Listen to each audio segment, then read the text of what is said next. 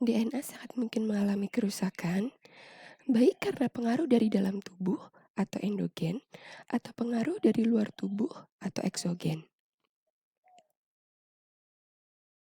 Sinar matahari merupakan salah satu agen yang dapat menyebabkan kerusakan DNA.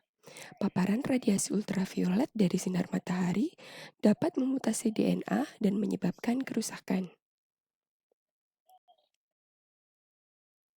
Dengan banyaknya jenis agen-agen perusak DNA, jenis-jenis kerusakan DNA yang ditimbulkan pun berbeda-beda, bergantung dari sifat dan kemampuan masing-masing agen perusak tersebut.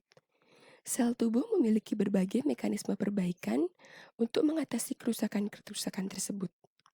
Selanjutnya, kita akan membahas lebih detail mengenai sistem-sistem perbaikan DNA, yaitu mismatch repair, base excision repair, nucleotide excision repair, dan double strand break repair yang terdiri dari dua sistem, yaitu homologous rekombinan dan non-homologous enjoining. Salah satu sistem perbaikan tersebut adalah mismatch repair. Sistem ini merupakan mekanisme perbaikan DNA untuk mengoreksi kesalahan replikasi seperti ketidaksesuaian basa, pembentukan loop karena adanya mutasi insersi atau delesi, juga kesalahan pasangan basa yang diakibatkan oleh deaminasi. Mismatch repair dilakukan seketika setelah proses replikasi berlangsung. Pada kondisi normal, basa DNA berpasangan sesuai dengan pasangannya, di mana adenin berpasangan dengan timin dan guanin dengan sitosin. Urasil merupakan basa RNA. Bagi DNA, urasil merupakan basa yang tidak diinginkan. Keberadaan basa urasil pada DNA akan menimbulkan efek negatif dan berbahaya bagi DNA. Urasil dibentuk dari konversi basa sitosin karena proses deaminasi. Mengapa urasil tidak diinginkan pada DNA? Seperti kita ketahui, pada DNA, sitosin akan berpasangan dengan guanin. Tetapi, apabila sitosin dikonversikan dengan urasil, maka urasil akan berpasangan dengan adenin. Hal ini akan mengubah urutan DNA. Alih-alih terdapat basa guanin, keberadaan urasil mengubah keberadaan guanin tersebut menjadi adenin. Mutasi yang ditimbulkan adalah mutasi substitusi.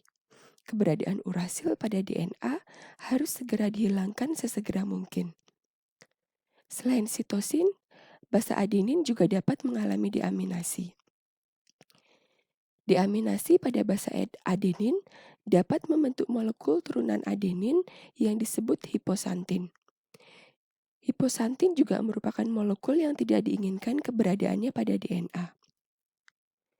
Molekul-molekul yang tidak diinginkan pada DNA, seperti yang telah kita bahas sebelumnya, yaitu seperti urasil dan hiposantin, dapat berada pada DNA karena proses replikasi DNA. Saat kondisi mismatch tersebut terjadi, sistem tubuh menjalankan mismatch repair di mana dilakukan pemotongan atau penghapusan bagian mismatch tersebut dan memperbaikinya dengan sekuen yang benar. Proses mismatch repair dipengaruhi oleh proses metilasi DNA yang terjadi segera setelah proses replikasi DNA. Setelah proses replikasi terjadi, akan terdapat dua jenis untai atau strand yang disebut parent strand dan daughter strand. Parent strand atau yang ditandai dengan warna biru merupakan untai awal, sedangkan daughter strand adalah untai baru yang tersintesis. Sistem tubuh harus mampu membedakan kedua untai tersebut karena tidak seperti untai awal atau parent strand, untai baru atau daughter strand masih harus menjalani beberapa proses pengecekan. Untuk membedakannya, segera setelah DNA baru tersintesis, proses metilasi DNA akan dijalankan. Metilasi dilakukan terhadap basa adenin pada sebuah sekuen palindromik GATC oleh enzim yang disebut DAM atau deoksiadenin metilase.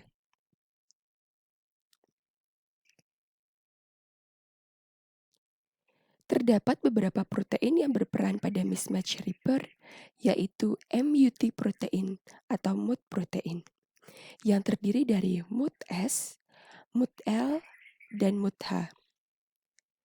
Misalnya, kita mempunyai untai DNA dengan salah satu molekul yang tidak diinginkan, yaitu urasil, yang terdapat pada daughter strand. MUT-S adalah protein MUT yang pertama kali direkrut. MUT-S akan mengenali region di mana nukleotida yang salah berada. MUT akan berikatan pada region tersebut, atau dalam hal ini adalah region di mana urasil berada.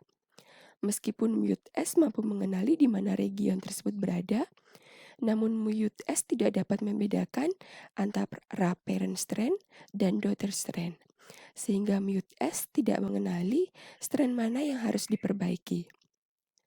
MUT-S akan menginduksi rekrutmen MUT-L, dan MUT-L akan mengenai untai manakah yang merupakan parent atau daughter strand. MUT-N akan berikatan pada region termetilasi. MUT-L kemudian akan membentuk area di mana pemotongan daughter strand, atau dalam hal ini adalah area di sekitar nukleotida urasil. MUT-L akan membuat nukleotida pada region-region tersebut menjadi berdekatan satu sama lain dengan membentuknya menjadi struktur loop. Protein MUT-L dan MUT-S akan tetap berada pada posisinya. Bentuk loop ini mendekatkan nukleotida yang akan dipotong, menandai situs pemotongan. MUT-H kemudian akan direkrut. Protein ini berperan dalam aktivitas pemotongan. MUT-H akan memotong urasil sehingga membentuk nick atau torehan pada region. Serangkaian proses tersebut kemudian akan diikuti dengan rekrutmen protein yang lain, yaitu UVRD, di mana UVRD adalah enzim helikase yang mampu memisahkan dua untai DNA. UVRD akan bergerak menuju situs pemotongan dan menghilangkan nukleotida urasil, membentuk gap atau celah pada region tersebut. DNA polimerase 1 kemudian akan direkrut dan akan menyintesis untai DNA yang baru untuk menutupi gap. Dan DNA ligase akan menguatkan ikatan untai baru tersebut. Sekuen DNA yang tepat kemudian akan terbentuk melalui serangkaian proses mismatch repair ini.